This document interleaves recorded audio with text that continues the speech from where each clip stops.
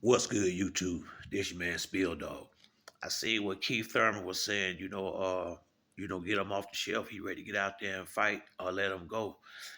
But Keith got to understand this. You done stole a gang of scratch from Al Heyman. He might be tired of that shit. I actually liked Keith Thurman at one time. He was one of my favorite fighters until he got rich. He got rich and found that the little chick he got, and now he want to use boxing like a little like a little hustle when he wanna get some money and go ball out. That's how it seems. I think Keith cheated himself. He like to always holler about is his dream and all this crazy shit that ain't got nothing to do with nothing. Fans is out here. They don't care about nothing but you fight. That's all we care about. It's not our job to get caught up in nothing going on with you personally, and I don't. I'm involved in the fight. That's it. And it ain't that you can't get a fight. You trying to pick and choose who you fight. You could have been got a fight with Boots Keith. You don't want to fight him. You don't want to fight. You want somebody to give you millions of dollars to go out here and spar somebody that everybody know you're gonna win. And Al Heyman is done with that. You can't tell by the way he's throwing these dudes in the ring now. If Frank Martin got to fight Shakur Stevenson, I like to fight, but he ain't ready for that yet. I don't think so. Shakur is too skilled and too experienced, but I think Al Heyman done giving away money.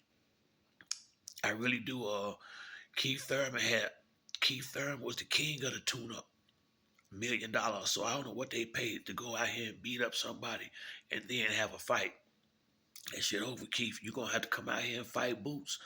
It look like that's what it's going. If you don't fight Boots, I don't see how you gonna get no money with PBC. You ain't getting a fight with Bud or Spence. That's your fault. That's your fault. You gotta accept your partner's dilemma. I remember him saying himself that he felt like he was too big a name to fight and no fans out in front of COVID. That's your fault. So you can't do nothing for the company. The one who should be if Adrian Broner, in my opinion, got more right to complain because they threw him in the ring with Maidana, Sean Porter, Manny Pacquiao, I mean, all these big hitters. That's why he got L. Mikey Garcia. That's why he got L's on his resume. He said it a long time ago. And he's right. He said a lot of these other guys, if they fought the caliber fighters he was fighting, they would have L's too. And so for me, I don't like the fact that they got Keith on the shelf like that. I ain't gonna tell you no lie. He do need to be out here fighting, but you got to fight somebody. If you can't get Terrence or Earl, Boots is it. That's the most high profile fighter out here, but that you trying to avoid once again. You stay on that shit. You can't live off what you did 8, 9 years ago. I can't remember the last time Keith knocked nobody out. Think who was the last knockout? That boy Chavez or something like that before he fought Robert Guerrero and them. You know how long ago that was? It was a long time. And it's his fault because he won't sit down on his punches. He done fell in love with running around the ring all night. He started all this. And I don't like it for him because I think Keith do need to be out here fighting, but they can't trust you, Keith. If they give you a fight, you will not be back for 2 years. That's why this happening. Now you want some money, so the world's supposed to just jump and run. You ain't really no draw like that no more. You really ain't. You're not knocking nobody out. Everybody know that. Everybody know Keith Thurman ain't knocking nobody out. There's gonna be 12 long rounds. He might give you some good boxing, and it might just be a gang of running. Who knows? But it's gonna be 12 rounds. But your name one time. Come on, Keith, man. I don't see what you got. I don't see what Keith got the right to be mad about this. To be honest with you, just gonna have to sit there and play your position. Like I said, tell him you want to fight Boots. See how quick you get in the ring. Then you. The problem is not that you can't get a fight, Keith. You can't get what you want. And guess what? They can't get what they want out of you either. A consistent, busy fighter. That's what you're not gonna be. Once you get this check, what if it's 2023, August 2024? It'll be damn near January 2025 or so before he start talking about fighting again. Good year and a half. That's how you do it.